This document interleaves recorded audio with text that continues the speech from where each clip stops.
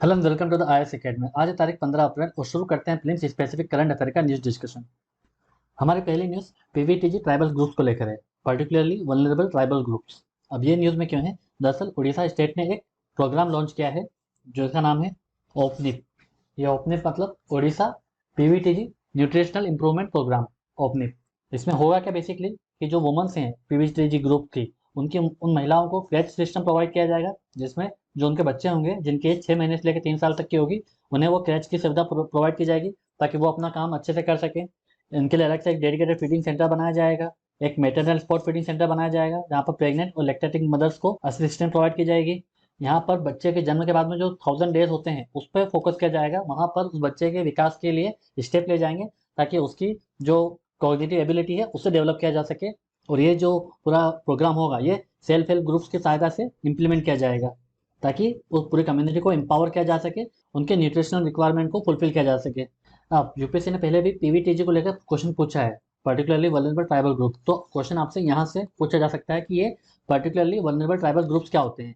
तो बेसिकली ये schedule tribes के ही हिस्सा होते हैं जो कि आइसोलेटेड होते हैं, एजुकेशनली और सोशो इकोनॉमिकली काफ़ी बैकवर्ड होते हैं, और ये जो मेन स्ट्रीम से काफ़ी रिमोट एरियाज में ये रहते हैं। अभी टोटल इंडिया में 75 ट्राइबल ग्रुप्स ऐसे हैं जो पीवीटीजी का पार्ट हैं, जो कि 18 स्टेट्स में और अंडमान निकोबार आइसलैंड में होते हैं। अब क्राइटेरिया क्या है पीवीटीजी को चूज करने का? तो एक तो इनकी जो एग्रीकल्चर जो टेक्नोलॉजी होती है वो काफ़ी ऑब्सोलीट होती है। दूसरा, इनकी जो पॉपुलेशन होती है वो लगातार डिक्लाइन हो रही होती है या स्टेगनेंट होती है। तीसरा, इनमें लो लिटरेसी देखी जाती है। और चौथा, इनकी जो इकोनॉमी होती है काफ़ी सब्सिस्टेंस बेस पे होती है, मतलब ये डेली बेसिस पे काम करते हैं और अपने खाने का जुगाड़ करते हैं। जो इनकी एग्रीकल्चर भी होती है वो सिर्फ अपने खाने की रिक्वायरमेंट पूरी कर पाती है। अब पीवीटीजी बनी कब थी एज ए ग्रुप? ये 1973 में जो देबर कमीशन थी उसने शेड्यूल ट्राइब में से ये प्रिमिटिव ट्राइबल ग्रुप बनाया था, जो कि बाकी ट्राइबल ग्रुप्स के मुकाबले ये काफ़ी लेस डेवलप थे। और 2006 में गवर्नमेंट ऑफ इंडिया ने इसका नाम बदलकर पीटीजी से लेकर पीवीटीजी कर दिया, पर्टिकुलरली वल्नरेबल ट्राइबल ग्रुप्स, क्योंकि इनकी संख्या लगातार कम हो रही थी। और तीसरा फैक्ट ये है कि कॉन्स्टिट्यूशनल रिकॉग्नाइज नहीं है, मतलब कॉन्स्टिट्यूशन में ऐसा कोई वर्ड नहीं है पीवीटीजी नाम का, तो कॉन्स्टिट्यूशनली इनका कोई रिकॉग्निशन नहीं है। सबसे ज़्यादा पीवीटीजी जो पाए जाते हैं वो उड़ीसा में है, टोटल 13, उसके बाद आंध्र प्रदेश में 12 और बाकी अदर स्टेट में है। और सबसे बड़ी जो पीवीटीजी ग्रुप है, ट्राइबल ग्रुप है, वो सहारिया पीपल की है जो मध्य प्रदेश और राजस्थान में पाए जाते हैं, जिनकी पॉपुलेशन 4 लाख से ज़्यादा है। और सबसे स्मॉलेस्ट पीवीटीजी ग्रुप है सेंटिनल्स। तो अंडमान के जितने 4 ट्राइबल ग्रुप्स हैं वो सब पीवीटीजी का पार्ट है, और जो निकोबार आइलैंड के जो ट्राइबल ग्रुप्स हैं वो पीवीटीजी का पार्ट है। तो ये बेसिक फैक्ट हो गया पीवीटीजी को लेकर। क्वेश्चन पहले भी आ चुका है तो अभी भी आ सकता है। अब चलते हैं आगे। हमारी अगली news solar energy corporation of India को लेकर है। तो ये जो solar energy corporation of India limited है, एसीसीआई, अब इसे मिनी रत्न कैटेगरी 1 का स्टेटस दे दिया गया है, और ये स्टेटस दिया है ministry of new and renewable energy ने। तो अब क्वेश्चन आपसे एसीसीआई के ऊपर आ सकता है। तो जो solar energy corporation of India है लिमिटेड, ये 2011 में बनी थी, जिसका हेडक्वार्टर दिल्ली में था, और ये कंपनी से 2013 के प्रोविजन के अनुसार बनाई गई थी। ये कंपनी जो है वो ministry of new and renewable energy के अंदर आती है, जिसका मेन मकसद ये था जब 2011 में बनी तब नेशनल सोलर मिशन को इसे एग्जीक्यूट करना था। ये अभी इकलौती पीएसयू है जो रिन्यूएबल एनर्जी डोमेन में काम करती है। इसका बेसिक ऑब्जेक्टिव ये है कि जैसे हमारे देश में रिन्यूएबल एनर्जी की कैपेसिटी बढ़ाना है, जितने भी सोलर पावर टेक्नोलॉजीज हैं उसकी टेक्नोलॉजी को पुश करना है, डेवलप करना है, स्प्लिट करना है। फ्लोटिंग सोलर पावर प्लांट्स और सोलर विंड हाइब्रिड सिस्टम भी ये एस्टैब्लिश करने में हेल्प करती हैं। अब जब आपको मिनी रत्न कैटेगरी 1 का स्टेटस मिलता है तब आपके पास में एक फाइनेंशियल पावर आ जाती है कि आप इन्वेस्टमेंट अगर करना चाहते हो तो कोई रिस्ट्रिक्शन ज़्यादा नहीं रहती आपके ऊपर, आपके ऑपरेशंस में ऑटोनॉमी रहती है, आप डिसीजन ले सकते हो।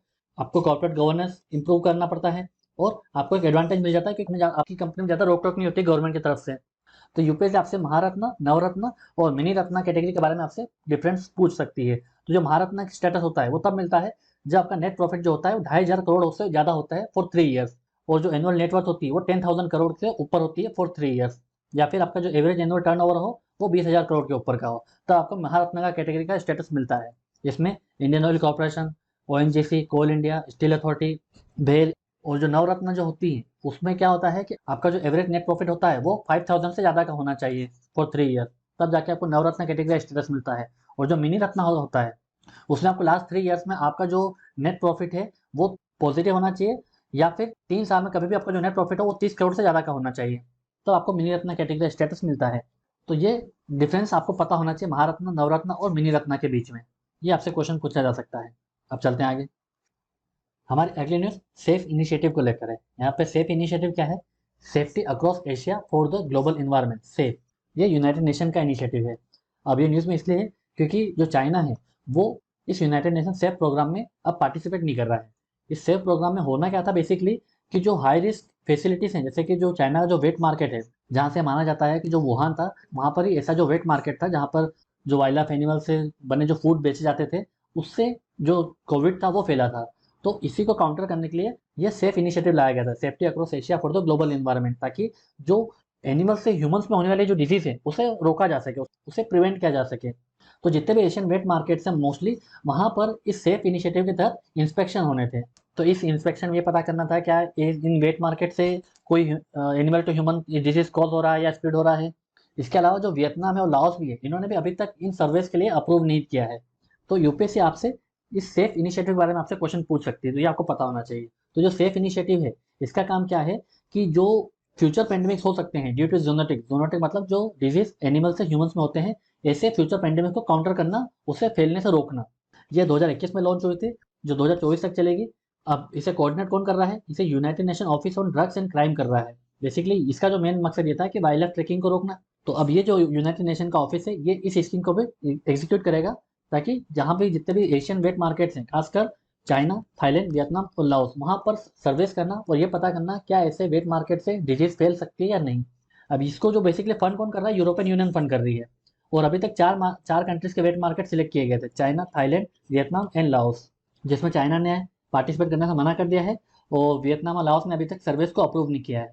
तो ये इनिशिएटिव आपसे क्वेश्चन आपसे पूछ सकती है यूपीएससी इस इनिशिएटिव को लेकर, कि इसे कौन एग्जीक्यूट कर रहा है। तो इसे United nation office on drugs and crime इसे एग्जीक्यूट कर रही है। तो ये यूनाइटेड नेशन का इनिशिएटिव है, जो कि 2021 में लॉन्च हुई थी और 2024 तक चलेगी। बेसिकली जो फ्यूचर पेंडेमिक है, जो जोनोटिक है, उसे काउंटर करना, स्प्रेड होना से रोकना। क्योंकि हमने कोरोना में देखा ही है कि एक जगह से जब डिजीज ओरिजिनेट होती है तो उसको फैलते देर नहीं लगती है। तो ये आपको पता होना चाहिए। अब चलते हैं आगे। हमारी अगली न्यूज़ मुद्रा स्कीम को लेकर है। अब ये मुद्रा स्कीम न्यूज़ में क्यों है, दरअसल प्राइम मिनिस्टर ने ये बोला है कि जो मुद्रा लोन प्रोजेक्ट है उसके तहत अब तक 8 करोड़ न्यू एंटरप्रेन्योर्स हमारे देश को देखने को मिले हैं। तो ये अपने आप में काफ़ी एक बड़ी अचीवमेंट मानी जा रही है। तो यूपीएससी आपसे मुद्रा स्कीम के बारे में पूछ सकती है, क्योंकि मुद्रा स्कीम पर पहले भी क्वेश्चन आया है। तो मुद्रा स्कीम कब लॉन्च हुई थी, 2015 में लॉन्च हुई थी। अब इसका बेसिक एम क्या था, कि जितने भी हमारे एंटरप्रेन्योर्स है, खासकर जो नए एंटरप्रेन्योर्स थे, जो स्मॉल और माइक्रो एंटरप्राइज खोल रहे थे, उन्हें एक कोलेटरल फ्री लोन प्रोवाइड करना अप टू 10 लाख का। अब ये लोन आपको कौन प्रोवाइड करता, तो इनको प्रोवाइड करने के लिए मेंबर्स लेंडिंग इंस्टीट्यूशन थे, जैसे कि schedule commercial bank, regional rural banks, small finance bank, NBFC, non banking financial companies and macro finance institution. तो ये जो मेंबर्स लेंडिंग इंस्टीट्यूशन थे, ये आपको लोन प्रोवाइड कर रहे थे। अब इसमें 3 टाइप के लोन आपको मिलने थे। पहला था शिशु, दूसरा किशोर और तीसरा है तरुण। तो जो शिशु है वो, उसमें आपको 50,000 तक का लोन मिलता और ये फर्स्ट टाइम एंटरप्रेन्योर्स को दिया जाता है। और जो किशोर होता है, उनमें जो एग्जिस्टिंग जिनका बिजनेस होता है उनको एक्सपांड करने के लिए 50,000 टू 5 लाख तक का लोन किशोर में दिया जाता है।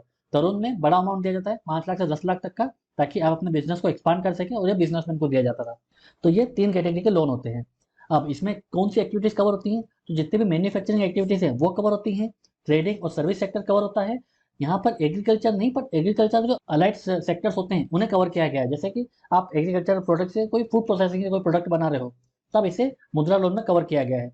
इसमें एक मुद्रा कार्ड भी मिलता है, जो आपको वर्किंग कैपिटल के तहत, आपको अगर ओवरड्राफ्ट फैसिलिटी चाहिए, कुछ पैसा आपको वर्किंग कैपिटल के रूप में चाहिए, तो वो क्रेडिट आपको हेसल फ्री मैनर में प्रोवाइड किया जाता है। इसमें आपको एक रुपए डेबिट कार्ड प्रोवाइड किया जाता है, जिसमें आप एटीएम से या बिजनेस बिजनेस करेस्पॉन्डेंट से या फिर पीओएस जो पॉइंट ऑफ सेल मशीन होती हैं उसके तहत परचेज भी कर सकते हो। और इस अमाउंट को आप कभी भी वापस कर सकते हो, ताकि अगर जो इंटरेस्ट है वो कम लग सके। तो ये बेसिक फीचर थे मुद्रा स्कीम को। मुद्रा स्कीम पर पहले भी क्वेश्चन आए हैं, अभी भी आ सकते हैं, तो ये हमें पता होना चाहिए। अब चलते हैं आगे। हमारी अगली न्यूज़ डब्बा ट्रेडिंग को लेकर है। अभी डब्बा ट्रेडिंग न्यूज़ में क्यों है, दरअसल एनएसई, नेशनल स्टॉक एक्सचेंज ने कई ब्रोकर्स को नोटिस जारी किए हैं। कुछ एंटिटीज ऐसी थी जो डब्बा ट्रेडिंग करवा रही थी, तो उन ब्रोकर्स को नोटिस जारी किया गया, उन एंटिटीज को ये ट्रेडिंग बंद करने का बोला है।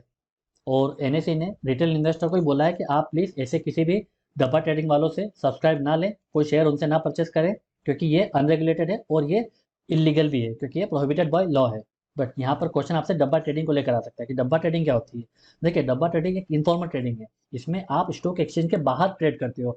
जैसे अभी आपको शेयर लेना होता है, तो आप स्टॉक एक्सचेंज में किसी ब्रोकर के साथ अपना डीमेट अकाउंट खुलवाते हो और फिर आप किसी शेयर को परचेस करते हो। उसमें आपका केवाईसी भी होता है और जो आपको मिनिमम ट्रांजेक्शन भी देना होता है। बट इसमें क्या होता है कि ये जो डब्बा ट्रेडिंग होती है, इसमें सिर्फ मूवमेंट को ट्रैक किया जाता है। सपोज करो टीसीएस का शेयर है, आपने बोला है कि ये 3,000 है, अभी इसका प्राइस ये 4,000 जाएगा। तो डब्बा ट्रेडर्स वालों को बोल दिया कि इसका मूवमेंट जाएगा 4000, आप 3000 पे खरीद लो। यहाँ पर एक्चुअल में शेयर खरीदे नहीं जाते हैं, सिर्फ उसकी मूवमेंट ट्रैक होती है out of the share market. तो अगर 4000 गया तो जिसने भी इन्वेस्ट किए होंगे डब्बा ट्रेडर के थ्रू उसको 1000 का फायदा हो जाएगा। बट अगर ये 3000 से कम होकर 2500 हो गया तो यहाँ पर जो डब्बा ट्रेडर्स होंगे उनको फायदा हो जाएगा। सिंपल सा कॉन्सेप्ट है, ये मूवमेंट को ट्रैक करते हैं। यहाँ पर एक्चुअल में किसी भी प्रकार के शेयर की खरीदी और बिक्री नहीं होती है। अब ये ऐसा करते क्यों है? दरअसल इनको टैक्स बचाना होता है। टैक्स क्यों? क्योंकि जो शेयर मार्केट में जो आप ट्रेडिंग करते हो उसमें आपको सीटीटी एसटीटी देना होता है, commodity transaction tax, security transaction tax. तो ये आपको नहीं देना पड़ेगा, आपको केवाईसी की भी जरूरत नहीं है, आप बिना रजिस्ट्रेशन के भी ट्रेडिंग कर सकते हो।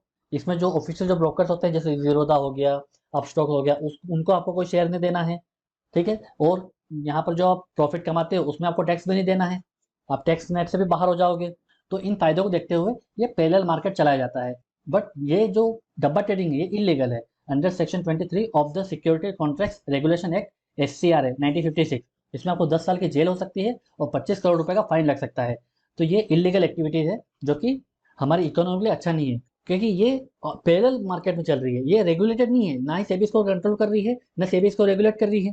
और खतरा क्या है कि मनी लॉन्ड्रिंग का पैसा भी इसमें ज़्यादा यूज हो रहा है, तो कई सारे इलीगल एक्टिविटीज भी इसके तहत सपोर्ट की जा सकती है। तो इस वजह से डब्बा ट्रेडिंग हमारी इकोनॉमी और हमारी सिक्योरिटी दोनों के लिए अच्छा नहीं है। तो इस वजह से जो NSE है उसने ये नोटिस जारी किए हैं। यहाँ पर आपको सिंपल डब्बा ट्रेडिंग क्या हो सकता है ये आपसे पूछा जा सकता है, तो ये आपको पता होना चाहिए। अब चलते हैं आगे। अब एक प्रीवियस ईयर क्वेश्चन देख लेते हैं जो यूपीएससी ने 2016 के प्रीलिम्स से पूछा था। With reference to IFC masala bond sometime seen in the news which of the statement given below is are correct. तो मसाला बॉन्ड को लेकर जो स्टेटमेंट्स है ये हमें पता करना है ये सही है गलत है। तो पहला स्टेटमेंट है the international finance corporation which offers this bond is an arm of the world bank. तो ये इस बात सही है, जो IFC है वो वर्ल्ड बैंक का पार्ट है, ये वर्ल्ड बैंक ग्रुप का पार्ट है। वर्ल्ड बैंक में IBRD और IDA आता है और वर्ल्ड बैंक ग्रुप में 5 इंस्टीट्यूशन आते हैं जिसमें से IFC एक है जो प्राइवेट इन्वेस्टमेंट को बढ़ावा देता है। और सेकंड स्टेटमेंट है they are rupee dominated bonds and are source of debt financing for the public and private sector.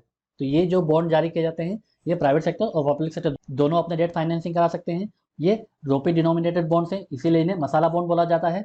तो ये भी स्टेटमेंट करेक्ट है। तो इसका आंसर क्या हो जाएगा? सी, बोथ 1 and 2 ओनली। इस वीडियो के PDF को डाउनलोड करने के लिए आप हमारे टेलीग्राम चैनल को ज्वाइन कर सकते हैं।